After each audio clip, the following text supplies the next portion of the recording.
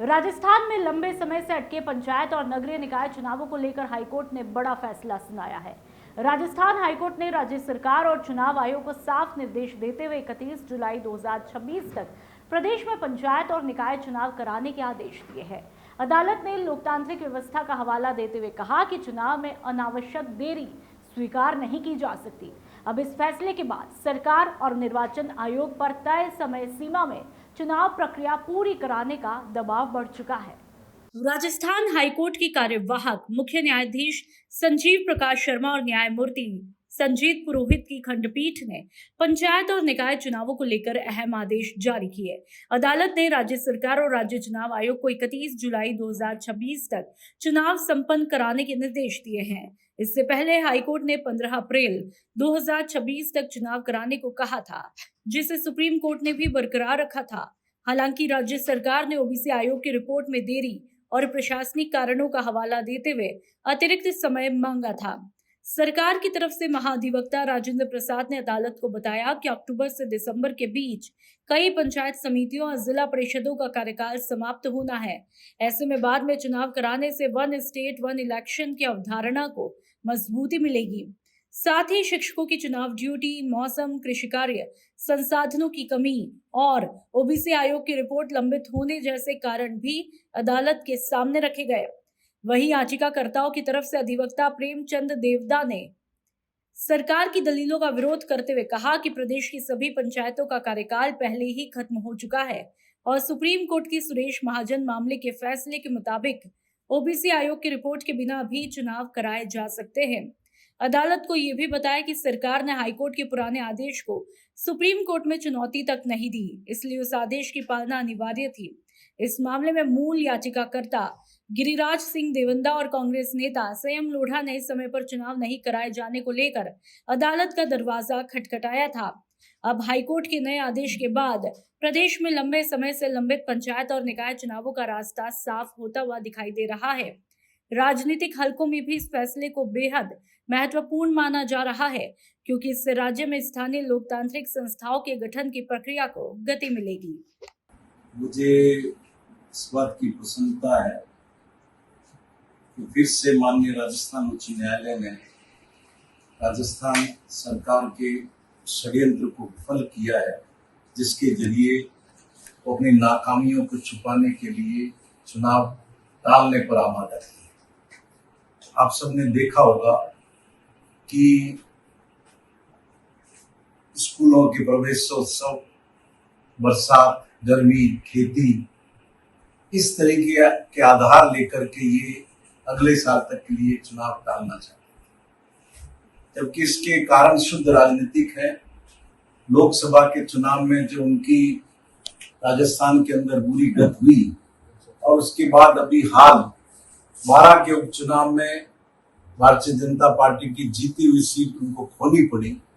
मुख्यमंत्री इस बात से भयभीत रहे हैं और भयभीत दिखाई पड़ते हैं कि पंचायती राज और स्थानीय निकाय के चुनाव में भारतीय जनता पार्टी की होने वाली करारी हार उनकी कुर्सी हड़पने का कारण बन सकती है, इसलिए वो लगातार चुनाव टाल रहे थे। मुझे प्रसन्नता है कि जो संवैधानिक प्रावधान है, सुप्रीम कोर्ट के अब तक के निर्णय है, राजस्थान नगरपालिका अधिनियम के प्रावधान है, उन सब के आधार पर हाईकोर्ट ने सरकार की दलीलों को डिनाई किया और 20 जून तक उनको जो भी ओबीसी कमीशन की रिपोर्ट लेनी है, ये निर्देश दिए कि वो ले लें और 31 जुलाई तक हर हाल में पंचायती राज और स्थानीय निकाय के चुनाव सुनिश्चित करें। यह निर्णय उन्होंने दिया है मौखिक रूप से, जो अभी अपलोड हो जाएगा। तो वन नेशन वन इलेक्शन की बात कर रहे हैं, वो भी इसमें संभव होगा? One nation one election Rajasthan के बीजेपी नेताओं की चाटुकारिता है, ये किसी भी रूप में संभव नहीं है। राजस्थान में जब देश की सरकार भी ये करना चाह रही है, तो वो भी इसको अगले 10 साल के बाद लागू करने का सोच रही है। आप राजस्थान में आज किस आधार पर कर सकते हैं? आप 2024 में जिन संस्थाओं के चुनाव हो गए, आप पूरी तरह से दादागिरी से आप उनके चुनाव टाल रहे हो। कौन सा संविधान आपको ये इजाजत देता है? नगर पालिका का कौन सी अधिनियम की धारा आपको इजाजत देती है? और नगर पालिका के अधिनियम की किस धारा में ये प्रावधान है कि आप प्रशासक लगा देंगे, सब गैर कानूनी तरीके से कर रहे हैं। लेकिन बीजेपी में जैसे लोगों की आदत है, नरेंद्र मोदी कुछ कह देते हैं तो उसके पीछे लग जाते हैं। वो अगर इटली की प्राइम मिनिस्टर को मेलोडी देते हैं, ये मेलोडी बांटने लग जाते हैं। वो वन नेशन वन इलेक्शन की बात करते हैं, ये वन स्टेट वन इलेक्शन में लग जाते हैं। अरे भाई, संविधान का प्रावधान देखो, कानून का प्रावधान देखो। और मैं कहना चाहूंगा कि राजस्थान के नौकरशाहों ने भी अपने कर्तव्य का पालन नहीं किया। जो भी स्वायत्त शासन और पंचायती राज के अंदर IAS लगे हुए हैं, उनको सरकार को स्पष्ट रूप से बताना चाहिए था कि क्या संवैधानिक प्रावधान है, क्या कानूनी प्रावधान है। लेकिन उन्होंने घुटने टेकने का काम किया। राजस्थान की जनता को 1.5 साल के लिए अपने जनप्रतिनिधि चुनने से उन्होंने वंचित रखा। भ्रष्टाचार का शिकार हुई, घोटाले का शिकार हुई। आप स्वयं देख रहे हो, नगर परिषद आप ज्यादा दूर क्यों जाते हो? आप सिरोही का देख लो, शिवगंज का देख लो, किस तरीके के प्रशासकों ने घोटाले किए हैं। आज उनके खिलाफ किस तरह की जांच बैठी है, जांचें प्रमाणित हुई है। ऐसे ही घोटाले पूरे राजस्थान में हुए होंगे, ये मेरा मानना है, जिसकी जांच महामहिम राज्यपाल महोदय को जांच करने के आदेश देने चाहिए। सर, आपको नहीं लगता कि अगर बीजेपी के अलावा अगर कांग्रेस की भी हालत देखा जाए तो इन चुनावों में खराब हो सकती है, पंचायती चुनाव में, कि बेहतर निकलेगी कांग्रेस? भाई, हम तो विपक्ष में हैं, हमारा काम है संघर्ष करना। हमारी हालत अच्छी रहेगी या खराब रहेगी, ये तो जब चुनाव के नतीजे आएंगे तो पता चलेंगे। अभी तक तो विधानसभा चुनाव के बाद जो चुनाव हुए, हमारी हालत धीरे धीरे बेहतर ही हुई है। अभी क्या लगता है सर, ये इलेक्शन की तारीख यानी कि 31 जुलाई को करवाने के बोले, तो ये क्या वापस स्टे के मोड में जाएगा?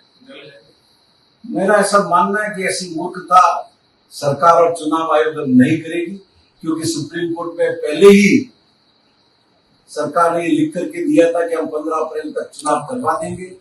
और फिर अब अगर ये हिमाकत करेंगे तो इनकी क्या हालत होने वाली है, वो आप अंदाजा लगा सकते हैं। मरुधरा से खुद को जोड़ने के लिए सब्सक्राइब करें और बने रहें PK टाइम्स के साथ।